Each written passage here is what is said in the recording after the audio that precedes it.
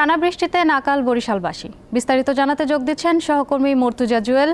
মর্তুজা, বরিশালের আবহাওয়া সম্পর্কে আবহাওয়া অফিস কি বলছে, আমাদের বিস্তারিত জানান।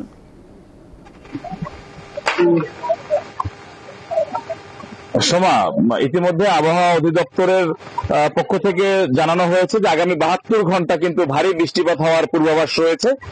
এরই ধারাবাহিকতায় মূলত মৌসুমী বায়ুর সক্রিয় প্রভাব এবং দক্ষিণ পশ্চিমাঞ্চলে সৃষ্ট লঘুচাপের প্রভাবে গোটা দক্ষিণাঞ্চল জুড়ে গতকাল রাত থেকে বৃষ্টিপাত হচ্ছে এবং বিরতিহীনভাবে এই বৃষ্টিপাত এখন পর্যন্ত অব্যাহত রয়েছে।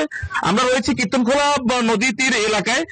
এখানে আমরা দেখতে পাচ্ছি যে নদীর পানি কিছুটা বৃদ্ধি পেয়েছে, পাশাপাশি জনজীবন অনেকটাই স্থবির হয়ে পড়ে আছে।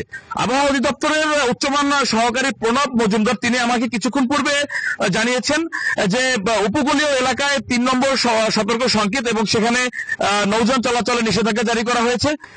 আর এদিকে বরিশাল নদীবন্দর কর্তৃপক্ষ, এখানকার যিনি উপপরিচালক রয়েছেন মুস্তাফিজুর রহমান, তিনি বলেছেন যে 1 নম্বর সতর্ক সংকেত থাকলেও অভ্যন্তরীণ এবং রাজধানী অভিমুখে যে সকল নৌযান চলাচল করে সেগুলো তারা এখনো বন্ধ করার কোনো ঘোষণা দেননি।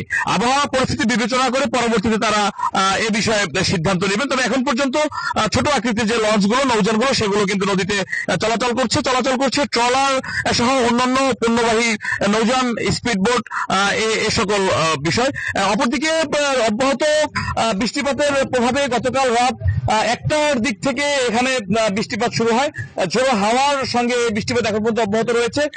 প্রায় 62 মিলিমিটার বৃষ্টিপাত রেকর্ড করা হয়েছে দুপুর 12টা পর্যন্ত। গতকাল রাত 12টা থেকে গত 24 ঘন্টায় 62 মিলিমিটার বৃষ্টিপাত রেকর্ড করা হয়েছে এবং এই পরিস্থিতি আগামী আরো 30 ঘন্টার বেশি চলমান থাকার পূর্বাভাস দিয়েছে আবহাওয়া অধিদপ্তর। বিআইডব্লিউটিএ কর্তৃপক্ষ বলেছে যে উপকূলীয় এলাকায় মাছ ধরা ট্রলার সহ অন্যান্য যানবাহনকে উপকূলের কাছাকাছি থাকতে বলা হয়েছে, নিরাপদে থাকতে বলা হয়েছে। তবে অভ্যন্তরীণ রুটে কিন্তু নিরাপদ পরিস্থিতি এখন পর্যন্ত বিরাজ করছে।